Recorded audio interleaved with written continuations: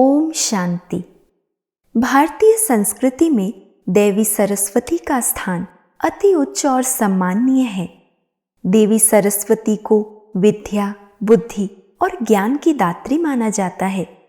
जो हंस पर सवार है, चंद्रमा और कमल समान उज्जवल है, जिनकी वाणी ओजस्वी है, मुख मधुर मुस्कान से सुशोभित है, जिनके मस्तक पर दिव्य आभा फैली है, जिनके हस्तों में ज्ञान की वीणा है।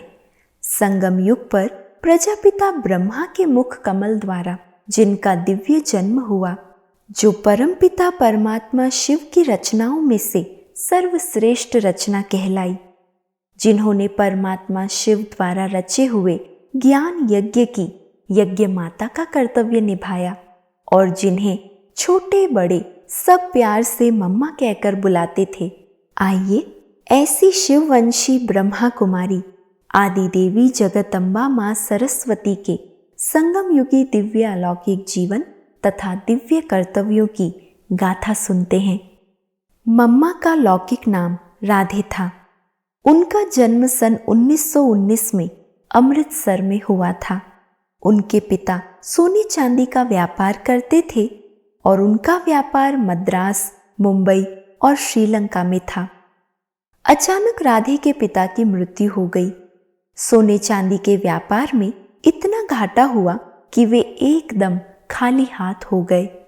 इसके कारण राधे अपनी माँ और छोटी बहन के साथ सिंध हैदराबाद अपनी नानी के घर आ गई और वहीं के स्कूल में दाखिल हो गई। राधे पढ़ाई में नंबर 1 थी, साथ ही गाने में तथा डांस करने में भी नंबर 1 थी। जब भी स्कूल में कोई प्रतियोगिता होती थी तो राधे ही प्रथम पुरस्कार प्राप्त करती थी। राधे की एक हॉबी थी कि बाजार में जो भी नए और बढ़िया कपड़े आते थे सबसे पहले उसे खरीद लेती थी। इतनी फैशन की शौकीन थी। लेकिन राधे की माँ अपने पति को खोने के कारण बहुत दुखी और अशांत रहती थी। एक दिन राधे की माँ और यशोदा माता की रास्ते में मुलाकात हुई और यशोदा माता ने राधे की माँ को अपने घर में चल रहे सत्संग में आने के लिए निमंत्रण दिया। उनके निमंत्रण पर राधे की माँ अगले दिन ओम मंडली में गई। वहाँ बाबा गीता के श्लोक पर समझा रहे थे। गीता के दूसरे अध्याय में आत्मा के ऊपर ही सारा ज्ञान है। आत्मा अजर, अमर, अविनाशी है।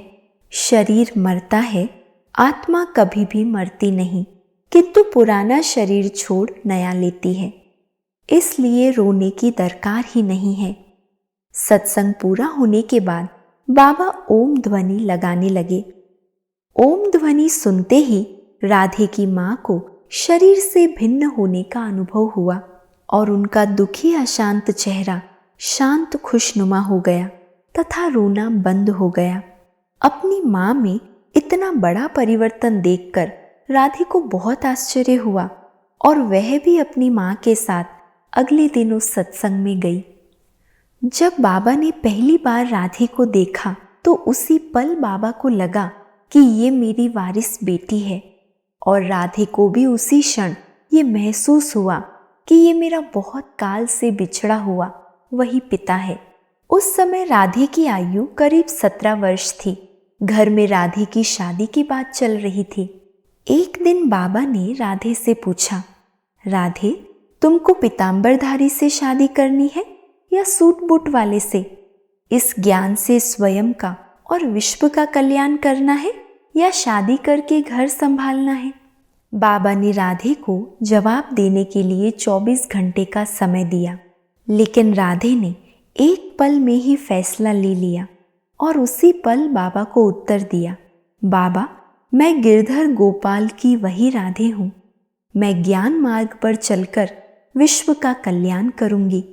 उसी दिन से लेकर बाबा राधे के ऊपर ज्ञान वर्षा बरसाने लगे और ज्ञान का कलश भी रख दिया। राधे सत्संग में ओम ध्वनि बहुत अच्छी करती थी।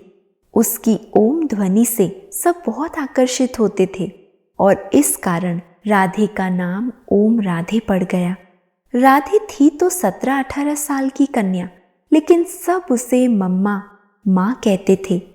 यहाँ तक कि राधे की लौकिक माँ भी उन्हें मम्मा बुलाने लगी।